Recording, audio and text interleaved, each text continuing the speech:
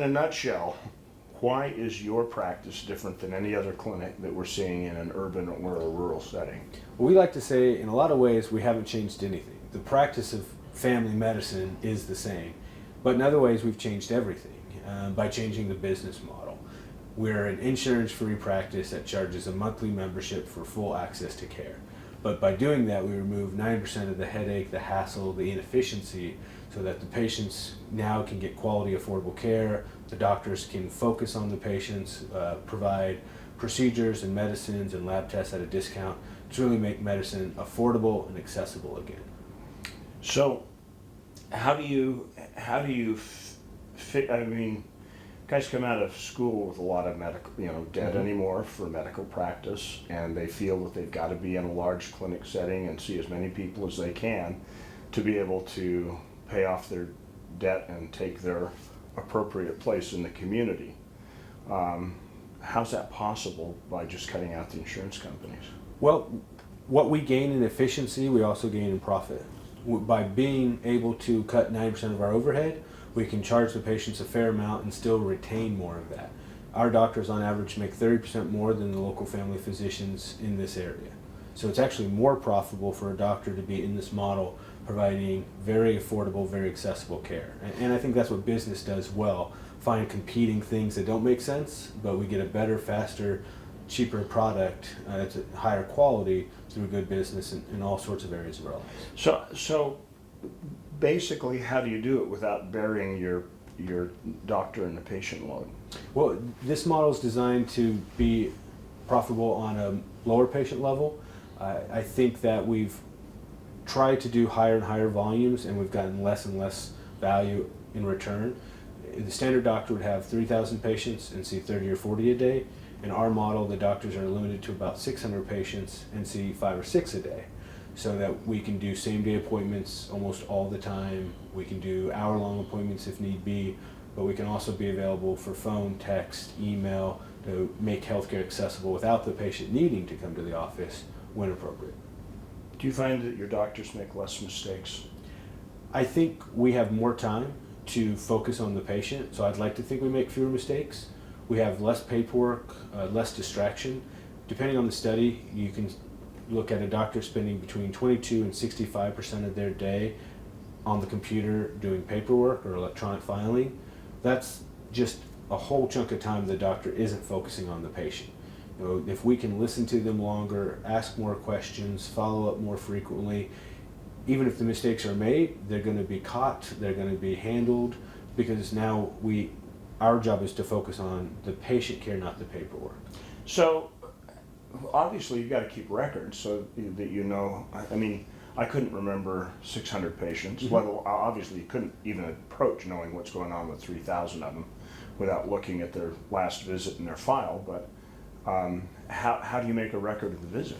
Well, we do, but now the record is medical need. What did we do that we need to remember for the patient for future notice? It's not a billing document anymore. The problem with medical documentation is it's trying to check all the boxes to meet Medicare's rules and regulations and parameters, or you don't get paid. So if you did really great care, but you don't document it, Medicare, they just look at the paper and they're going to not pay. And private insurance, the same thing. So that's why the doctor is spending so much of their day at the computer charting and filing, is because if they don't make any money. In our model with a flat membership for unlimited care, now the doctor can just focus on the patient, and what we need to chart is only what matters. So how do you calculate what to charge the members in the, I guess you'd call it a group. It's like it's a practice group, right? Correct. Each doctor has their panel of patients. And you're right, it's hard to remember, if it's hard to remember 3,000 patients, it's going to be a lot easier to remember 600. But really that's about 150 families. And if you look at the research on memory, Dunbar's number says we can remember about 150 people reasonably well. And that was part of the idea behind this model. But we priced it based on what was called cost-based analysis. What is our salary? What is our overhead? And divide that by how many patients we can take care of. And that got to a reasonable number of $50 per patient per month. So we adjusted the value to the age group. Kids, they're not on medicine, they don't need frequent labs. The value isn't the same. You can't charge a child $50 a month. You're not doing $50 of value for them. We made them more affordable. Older patients who have more need, want more time with the doctor, who have more savings in medicine and labs, and we base their price accordingly. So how do you come up with this rate structure? Because I mean typically, let's take your Wichita practice. Somebody comes in and you've got an opening in your practice. I'm sure you're already full, but if you had an opening come up, what would the rate be? It's based on age. We wanted to keep it very simple. That way, any patient would know just looking at the website, what is my price, what is my family member's price. If I'm an employer group, what are my employees paying? Not based on the complexity of medical decision making like insurance would do or pre-existing conditions. Because at the end of the day, a lot of that averages out. Most people have high blood pressure. And how do you start to pick apart chronic diagnoses that are more expensive or less expensive? Ends up becoming a bureaucratic nightmare. And that's what we wanted to avoid. There's a great book, Exceptional Organizations, and it talks that most of the really successful businesses that have come out of the last 10 years are successful because they're streamlining and improving efficiencies. Airbnb made it easier for people who have surplus supply to get into that market, made it easier for people who want to buy a rental place to get and see that. They connected a lot of people in a matchmaker model. Uber is very similar to that. Netflix, the hassle of going to Blockbuster, finding a movie of the inherently limited physical stock that they could have, coming back and returning it, paying a late fee, and Netflix made that a digital experience with so much more value. I better. That was mine. Okay, I was going to say, if I had mine on, it's not on silent either. Yeah. Okay. I think we'll be okay on that. Okay, so let's pick an example. 40-year-old, he's got 4 kids, 12 down to a year and a half, married, reasonably good health. $50 a month for each adult, $10 for each kid. So it's 100 plus 50. It's $150 a month. Yeah, if they have 2 adults and 5 kids. Yeah. For unlimited home visits, work visits, office visits, technology visits. We have no copays for anything in the office. Any procedure we can do in the office is included free of charge, and then access to our medications and labs are at wholesale rates. Okay, so when my brother-in-law buys a new scope for his, well, of course he's in surgery, but if he buys a new piece of equipment, he always is complaining about how expensive it is. He just paid $200,000 for a new scope for the surgery suite, and he says it's killing him. So, you in that model you amortize out the cost of keeping equipment? Well, the easy thing is that for family medicine, a lot of the equipment we need isn't the same as the surgeons. True. But a surgical piece of equipment could be used every half hour, every day, during surgeries across multiple surgeons. So there's a different cost-benefit ratio there. For us, and whenever we need to add equipment, we look at how that benefits our patients, but we add that in to the cost of doing business. Because the more we can add value to them, the more patients will come and join with us. How do you handle the pharmacy side of it? The pharmacy, we're very fortunate. Kansas is one of 44 states that allow physicians to dispense medicines to their patients. We can operate like a pharmacy, but just our patients. Interestingly enough, Utah is one of the states that doesn't allow that. A little more interestingly is Utah oncologist fought that recently, and they now have a carve-out in that law that they can dispense chemotherapy. So I find it interesting that a oncologist, excellent specialty, but can deliver a very controlled, difficult medicine for their patients, but a family doctor can't dispense you ibuprofen. One of our senior senators is a pharmacist. Well, it is interesting. And I think we could show pharmacists how they would benefit a lot from this model. I don't think pharmacists are immune to the burnout that doctors are experiencing. They're working for bureaucratic systems, they're dealing with insurance, they don't have time for the patient care that really motivated them to go into the specialty. So a business-savvy pharmacists would have a membership model for $5 a month and every medicine is at cost, and before long they would be able to do the same thing for our patients that we are. There's value in that level of competition and growth. Interestingly enough, it's a great value to our patients, but if we weren't doing it, then we could see more patients. But right now, this is the only way for our patients to get medicine at 95% off. This last week, I had a patient who was prescribed an otherwise very good but expensive name brand glaucoma medicine for $296 wholesale that we get a generic equivalent of for $2.25, a 99.3% savings. Only because we go wholesale, not because we're doing something that anyone else would be prevented from doing. It's not proprietary. Well, then the pharmacist should be able to see that and this great opportunity, Silicon Valley style, to go a 10x improvement. But we suffer from a lack of business savvy in medicine. We almost reject it as part of our founding principles. We're afraid that if we are a solid business person, that somehow that will shadow our compassion for our patients. And in reality, I don't see how you can divide the two. I tell students whenever we lecture, if we take our oath seriously of do no harm, that has to include do no financial harm. We're not protecting patients from cholera anymore the same way. We're not stamping out massive plagues. We're helping with preventative health and long-term care and mental health. Well, a big part of that is if I can save you $200 a month on your migraine medicine for a low SES family, I've altered the course of your life immeasurably. Now you're more employable because your migraines are managed. You don't have unmanageable debt because of ER visits for migraine. You don't have doctor's visits and expensive insurance. When the medicine's $3 a month, you don't insure it anymore. And we're using insurance, not that it's bad, it's the wrong tool for affordable things. The same reason we don't have car insurance for gasoline. So I've been trying to work through this process of what you do, and of course your stuff is at the general practice level, and so when somebody, you get an infection in your leg and you've got to go in for surgery and they got to take the bursa out and take the bursa and the MRSA. Sure. That is a surgical procedure. That is currently part of a high deductible world that we live in. Right. So they have to buy reinsurance on top of their primary care. Yes. Have we accomplished anything?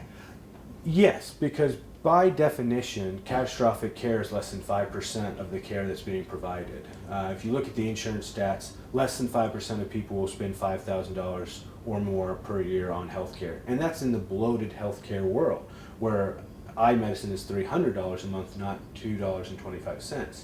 Where we do blood work wholesale, a CBC that would be $50 to $100 anywhere else, we get for $1.65 our cost to the patient. The system has ample room for efficiency. I have car insurance because it's only for the expensive things. I have life insurance that's only for dying. But how do you fit into that model? Because if they're getting concierge service from you, and then they have to buy that catastrophic high deductible, right? They're still buying a high deductible, and so they have nothing applying towards that deductible until they hit it, because they're paying you for unlimited care. But that's actually what you want, because you don't want your car insurance, you don't want the gasoline price to apply to your deductible for car insurance, because every time you apply to the deductible, it's risk, and that causes your insurance to go up. The same reason someone doesn't file insurance for a dent in their door, because they don't want that to be a mark on their car insurance and cause the fee to go up. So is there a special insurance in the marketplace for this? Absolutely. We talk a lot, we get the question, how do I afford my insurance and a membership?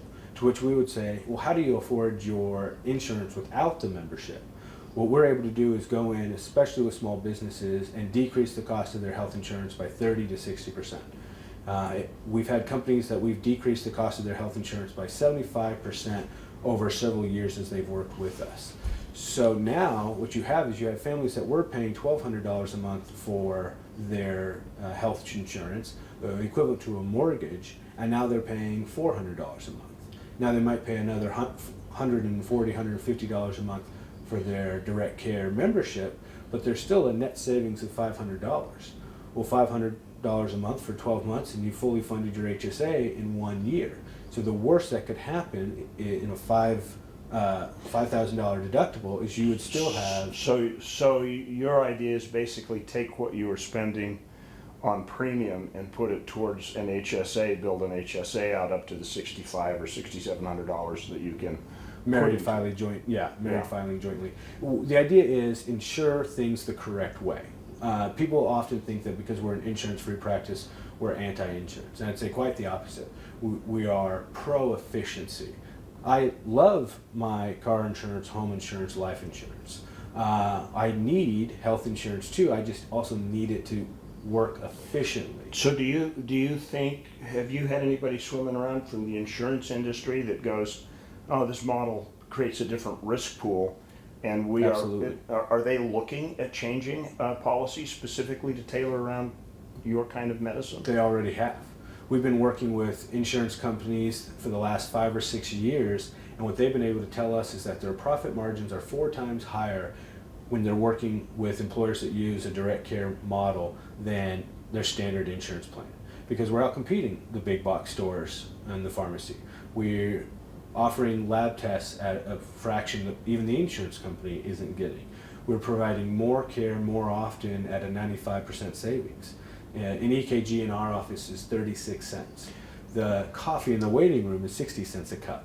So if we can make insurance do what it does best, cover the major, expensive, but infrequent things, then it becomes very affordable.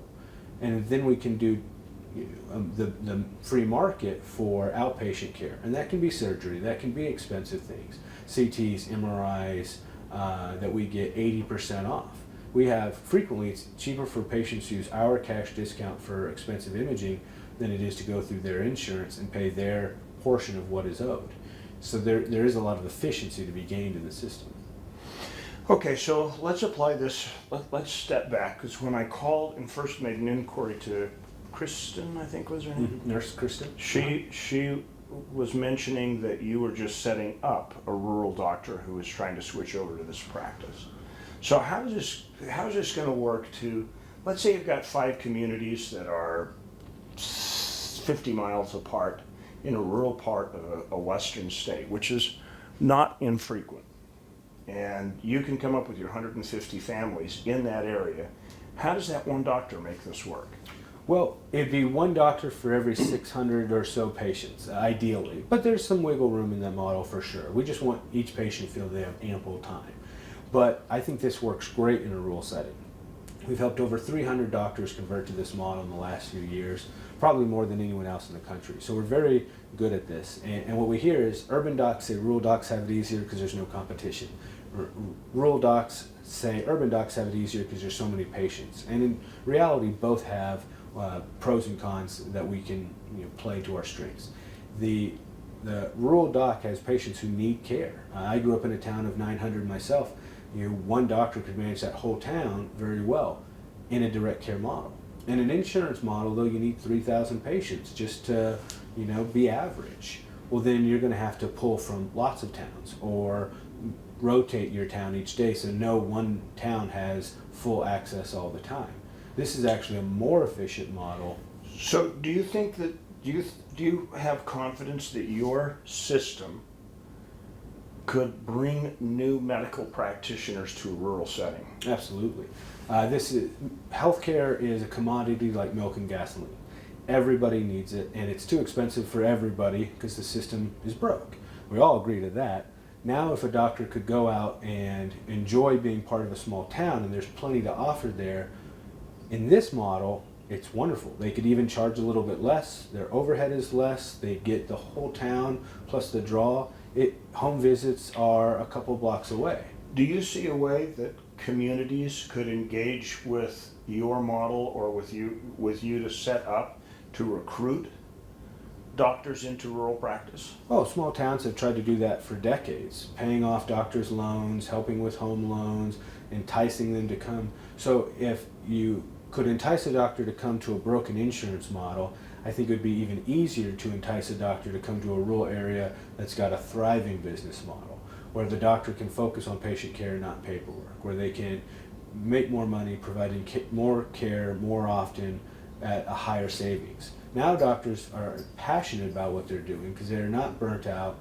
running through insurance and being on hold. They're spending an hour with their patient, they're doing procedures, they're getting to know them, and that's what we're good at. And for care that can be made so affordable, we don't need to include insurance. What have I missed?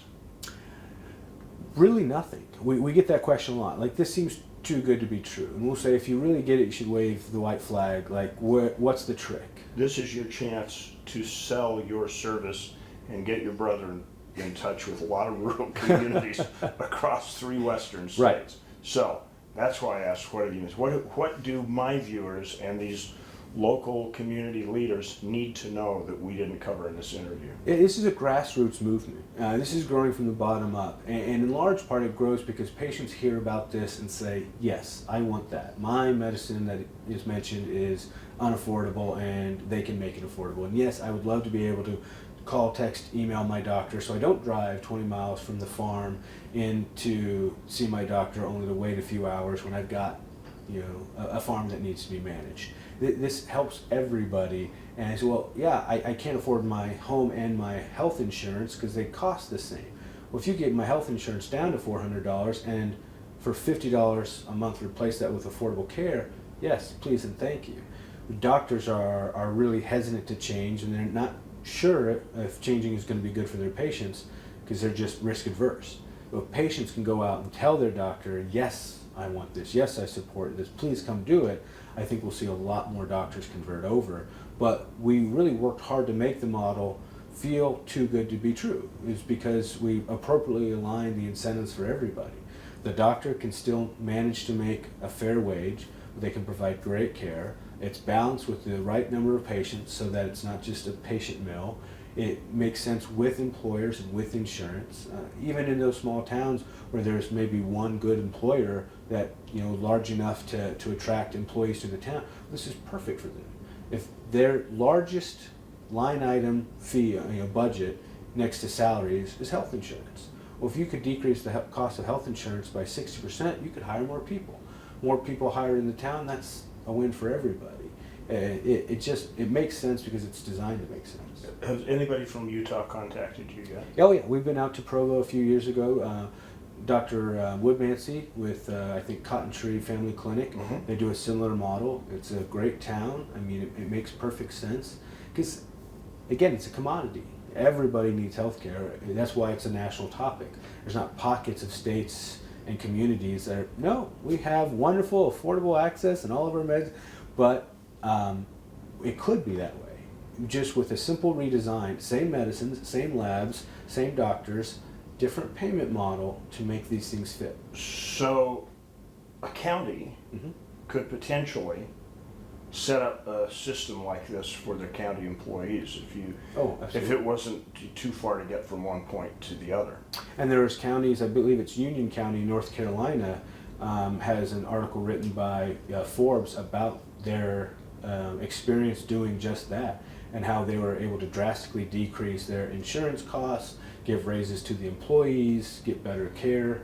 Surgery Center of Oklahoma has done a similar thing for Oklahoma City. I think they showed a $2.2 million savings for surgical fees. It makes sense. So what role does your brother play in all this? Kirk, we added him to our business a few years ago because we were growing so fast. We needed to help more doctors go through the process of launching their practice. And for a lot of doctors, it's their first real business. They've been employed by the hospital setting or a large group practice. They've never done anything outside of insurance, so there's a lot of nuances here. And I've never run a restaurant either. My father-in-law works for Cisco Food Services, so he's helped lots of people set up restaurants and knows all the little mistakes they make along the way. I think you'll find it intriguing that my father-in-law, their family owned a restaurant in Pekin, Illinois, and a meat shop. Well, he's a meat man. He worked for a local meat factory, a butcher, for a long time until Cisco came along and bought him. And he tells a great story. You can cut this for the TV, but where a lot of the new restaurant guys will come out and say, we want to focus on quality. It's quality everything. We're going to hand make it and be successful because of it. And then it comes to hand making potatoes. And nope, that's it, fresh cut ourselves. Well, if you do that though, all the water in the potatoes will kill your oil. You'll go broke buying oil, and he's happy to sell it to you if you don't follow his advice. But it's just, even though it sounds like the right thing to do, and you're focusing on quality, you're making a rookie mistake where it's going to your sort of blind focus on this idea of homemade is going to make your food unaffordable or run you out of business. So you have to do things smartly, intelligently. You learn from past experiences.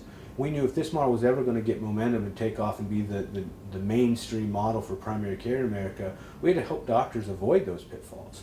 That if you're going to do this, you need to do wholesale medicine. Well, maybe that's a hassle. Well, it kind of is, but it's a hassle that might be the savings to the patient that justifies the membership. And for others, it's no copay, and for others, it's free procedures, and for some, it's the labs. And you got to fit these pieces together in a recipe that makes you successful. So we needed Kirk to be there to help, and now he's helped 200 some practices do that same thing in his time here. So that's a good sign of the growth that we need more help helping more doctors. Good. Okay. Awesome. No, it was great. Okay, good. I can talk. I'm German-Irish. I'll talk until you turn me off. So